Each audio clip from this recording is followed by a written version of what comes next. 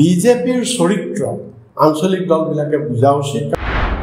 তেওঁলোকে তাত ক্ষমতা দখল কৰি পিছত সেই আঞ্চলিক দলবিলাকক সম্পূৰ্ণৰূপে গ্ৰাস কৰি পেলায়।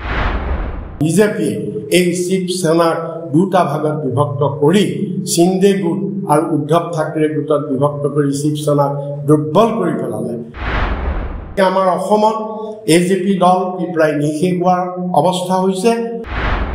বড়ো ৰাইজক দুভাগ কৰি পেলালে, দুটা ৰাজনৈতিক দল কৰি ডিপিএফ আৰু ইউপিপিএল কৰি তেওঁলোককো দুৰ্বল কৰি পেলালে।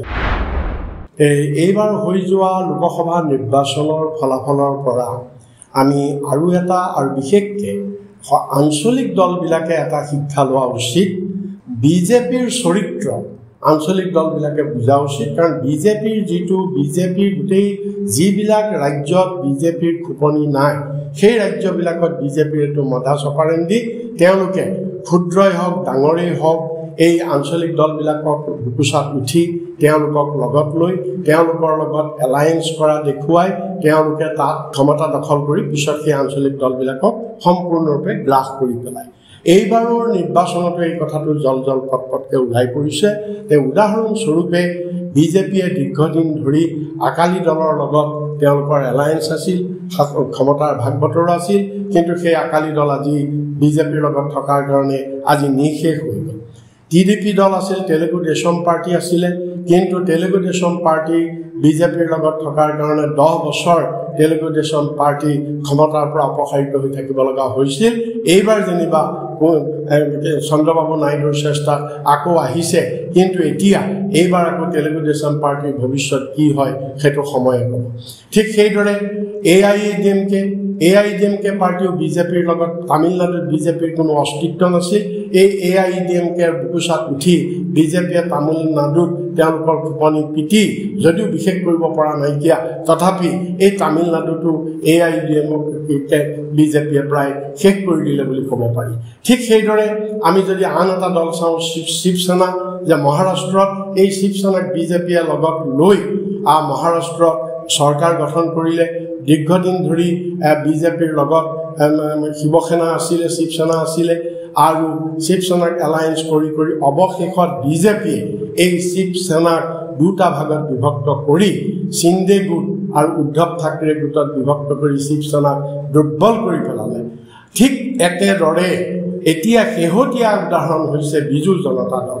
দীৰ্ঘদিন ধৰি এই বিজু জনতা দলক বিজেপিৰ লগত আছিল, আৰু এইবাৰ বিধানসভা নিৰ্বাচনত উৰিষ্যাত দেখা গ'ল আৰু লোকসভা নিৰ্বাচনত উৰিষ্যাত দেখা গ'ল যে বিজেপিয়ে বিজু জনতা দলৰ পিঠিত উঠি বুকুচাত উঠি গোটেই উৰিষ্যাত খোপনি পিটাৰ পিছত এইবাৰ সম্পূৰ্ণৰূপে বিজু জনতা দলক নিশেষ কৰি দিলে।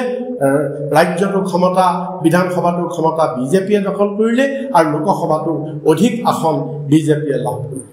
গতিকে আমাৰ অসমত এজেপি দল এই বিজেপিৰ লগত লাগি আছে, কিন্তু ইতিমধ্যে এজেপি প্ৰায় নিশেষ হোৱাৰ অৱস্থা হৈছে। আৰু এইবাৰো যিটো নিৰ্বাচন হৈ গ'ল, এই নিৰ্বাচনতো দেখা গৈছে উজনি অসমৰ পৰা ধৰি যিমানবিলাকতে এজেপিৰ ঘাটি আছে সকলোবিলাকতে এজেপিৰ ভোট সাংঘাতিক ধৰণে কমি আহিছে। আৰু এদিন এজেপি দলো বিজেপিয়ে এনেকৈ গ্ৰাস কৰি শেষ কৰি দিব। আমাৰ অসমত যে যিটো বড়ো ৰাজনীতি, যে প্ৰথমতে বিপিএফ এটাই দল আছিলে বড়োসকলৰ, কিন্তু এই বিজেপিৰ প্ৰৰোচনাত, হিমন্ত বিশ্বৰ প্ৰৰোচনাত অসমতো বড়ো ৰাইজক দুভাগ কৰি পেলালে, দুটা ৰাজনৈতিক দল কৰি ডিপিএফ আৰু ইউপিপিএল কৰি তেওঁলোককো দুৰ্বল কৰি পেলালে। এইটোৱেই হৈছে বিজেপিৰ চৰিত্ৰ।